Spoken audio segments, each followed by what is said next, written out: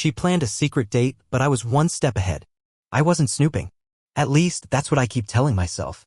It started like any other evening. She had left her phone charging in the kitchen while she was upstairs on a call. The screen lit up. Just once. Just enough. Can't wait to see you tomorrow. Same place? No name. No heart emoji. Nothing dramatic. But I knew her contacts. And this number wasn't saved. That alone would have been enough to raise an eyebrow. But it wasn't the message that hit me like a truck. It was the way my wife smiled when she came back downstairs like nothing had happened. Like she wasn't making secret plans behind my back. I didn't say anything that night. Or the next morning. I didn't even ask why she suddenly decided to go shopping alone on a Saturday, something she never does without a friend. Instead, I smiled, nodded, and helped her carry her bags to the car. But inside, I was already making a different plan. I wanted the truth. And I was going to get it without tipping her off. I started with the basics. I double-checked the number that had texted her. Burner phone. Of course.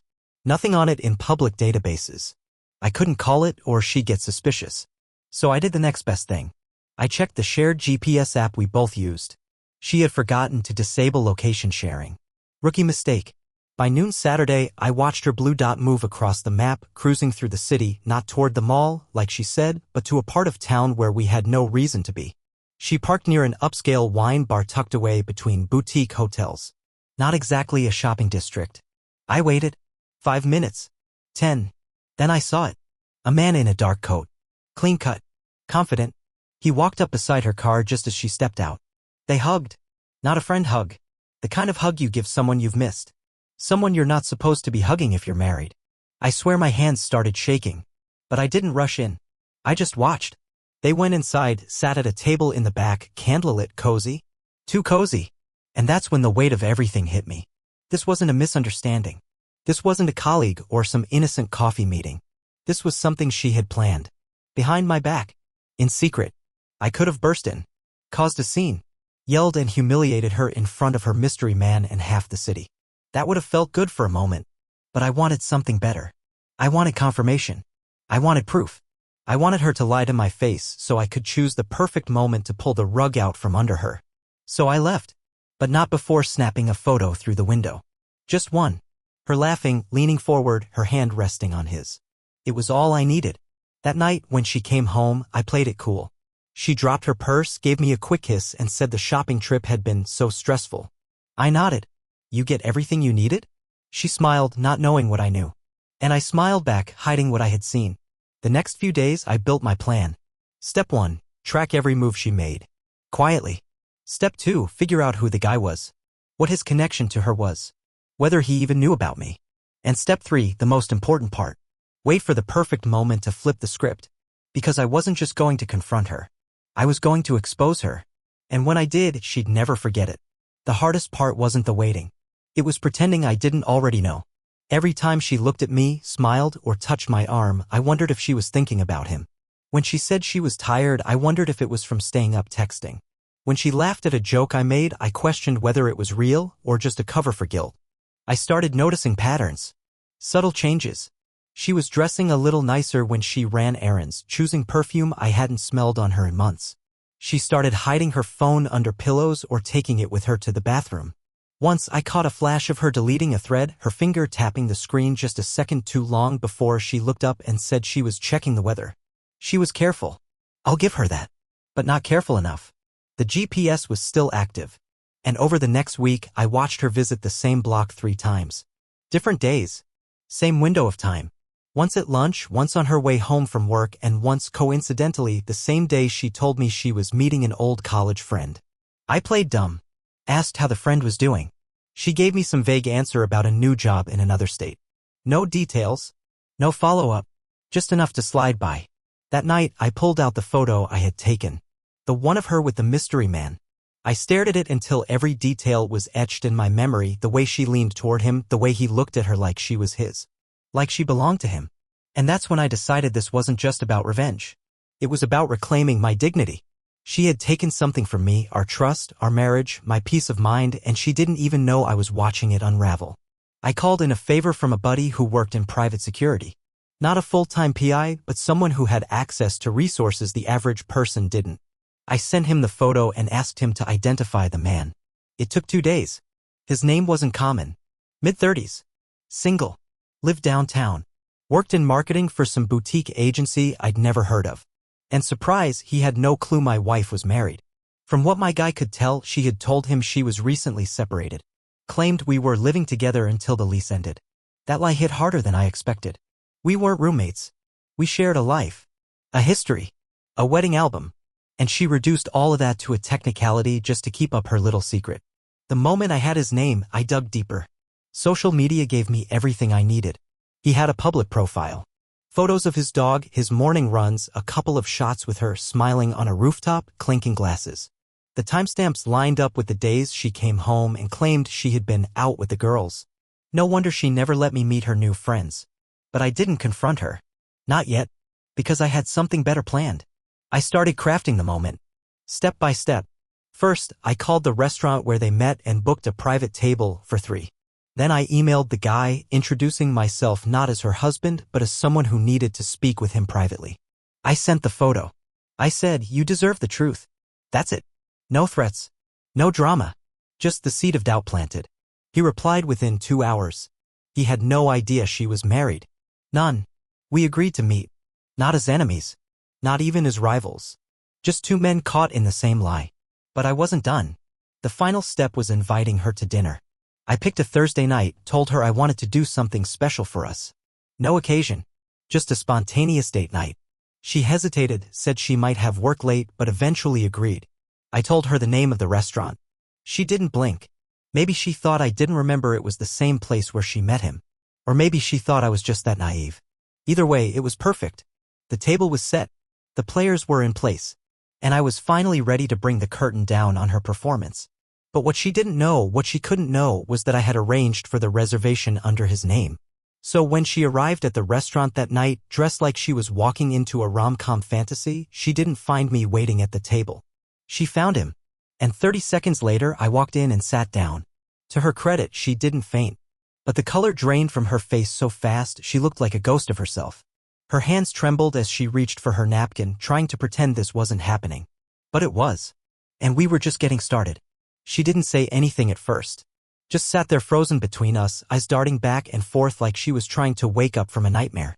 The man she'd been sneaking around with was sitting across from her, staring with a mix of confusion and betrayal. And I, her husband, was calmly unfolding my napkin and setting it on my lap like this was just another quiet dinner out. I watched her try to form a sentence. Her lips moved, but no sound came out. Then, finally, she managed to whisper, What is this?" Her voice cracked, barely audible over the soft music playing in the background. I leaned in slightly, lowering my voice just enough for only the 2 of them to hear. "This is the truth," I said. "You've been hiding it long enough." Time we all sat down and looked it in the eye. The other man looked at me, his jaw clenched. "You're her husband?" I nodded. "The one she said she was separated from." He blinked like someone had just slapped him. "She told me you were just roommates.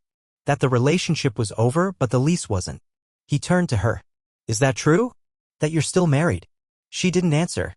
She didn't even look at him. Instead, she stared down at the table, cheeks flushed, lips pressed tight. I could see the panic in her eyes, the way her chest rose and fell like she couldn't catch her breath. She was cornered. And for the first time in weeks, I wasn't the one being lied to. I was the one in control. The silence stretched for a moment too long, and I let it sit there, let it sting. Then I pulled my phone from my pocket and placed it on the table. "Do you want to see the pictures?" I asked. She finally looked up at me, her eyes wide. "Please don't," she whispered. The man leaned in. "Pictures?" I tapped the screen, and up came the photo, her laughing at the wine bar, leaning into him, hand on his arm. I slid it across the table to him. He stared at it. For a second, he didn't move. Then he pushed his chair back, slowly, as if he couldn't bear to stay 1 second longer. "I didn't know," he muttered. "I swear to God, I didn't know." I believed him. He wasn't the villain here. Just another victim of her deception. "I know," I said quietly. "That's why I wanted you here." He turned to her one last time. "You made me feel like I was part of something real. But you were living 2 lives. You made me believe in you." She tried to speak, but nothing came out. He didn't wait. He walked out, leaving her there with me, surrounded by candles, wine, and the weight of her own lies. She buried her face in her hands, shoulders shaking. I thought she was crying. Maybe she was. But I didn't feel sorry for her. Not anymore. She had chances, dozens of them, to come clean. To be honest. To respect what we had built. But she threw it away for some fantasy. And now reality had come knocking. I didn't yell. I didn't cause a scene. I just sat there and watched her unravel. When she finally looked up at me, her eyes were red, mascara smudged, voice barely steady. Why are you doing this? I tilted my head. Why am I doing this? You mean, why didn't I just ignore it? Pretend I didn't see the message? Let you keep living your secret life? I leaned forward, voice still calm but heavy. Because I wanted you to feel it. Not just hear it. Not just get caught. I wanted you to feel what it's like to be exposed. To sit in front of the truth and not be able to run away. She said she was sorry. Over and over again. She begged me to come home to talk in private. She said she had made a mistake, that she wasn't thinking clearly, that it didn't mean anything. But none of that mattered. Not anymore. The trust was gone. Shattered into pieces that couldn't be put back together. I stood up, tossed a few bills on the table to cover the wine she ordered, and looked her in the eye one last time. You wanted a new life, I said. Now you've got one. Alone. I walked out without looking back. But it wasn't over. Not yet. The next few days were quiet. She didn't come home. She messaged, called, left voicemails I didn't listen to. I didn't block her, I wanted her to feel the silence. I wanted her to sit in the space she had created with her lies. Friends started reaching out. Some said she was a mess. That she didn't leave her apartment. That she was asking around about me. I didn't care. I was too busy putting my own life back together. Slowly. Piece by piece. But then something happened I didn't expect. He reached out. The man from the restaurant. He wanted to talk. Said he had something to show me. We met at a quiet coffee shop far from the places any of us used to go. He looked different, more guarded, like someone who'd had the floor ripped out from under him. We shook hands, not as strangers, but as two people connected by betrayal. He wasn't angry at me, he had no reason to be. We were both casualties of the same lie. I didn't sleep much, he said, sipping his coffee. Been trying to make sense of it.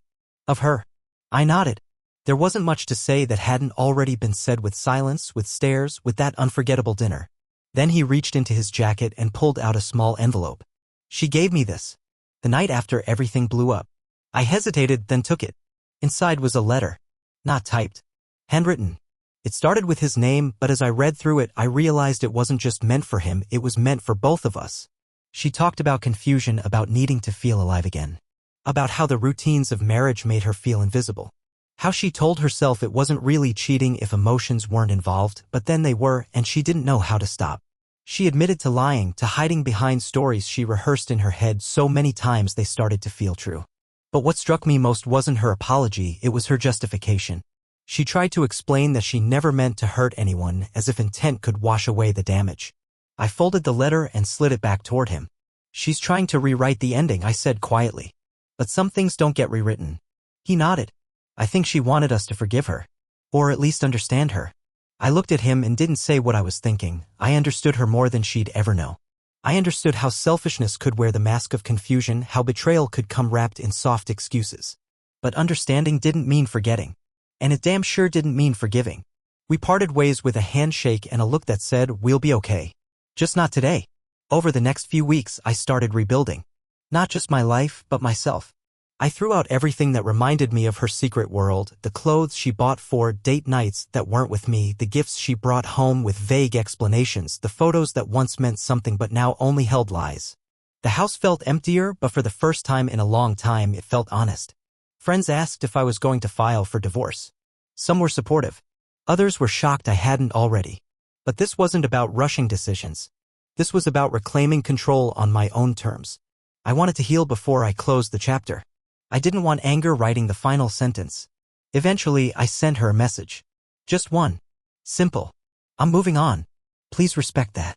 She replied within minutes. Paragraphs of regret, love, promises, desperation. I didn't read past the first line. I archived it and turned off notifications. Because she made her choice. And now so had I. Months passed. Life got quieter. Simpler. I rediscovered routines that were mine alone, morning runs, weekend drives, late-night walks with no destination. The pain didn't vanish overnight, but it softened. Became something I carried with me, not something that weighed me down. I never saw her again. Not in person. But I did see her once online. A mutual friend had posted a photo from a party. She was there, smiling, drink in hand, standing beside someone new. I didn't feel anything. Not rage. Not sadness. Just clarity. She had moved on. And so had I.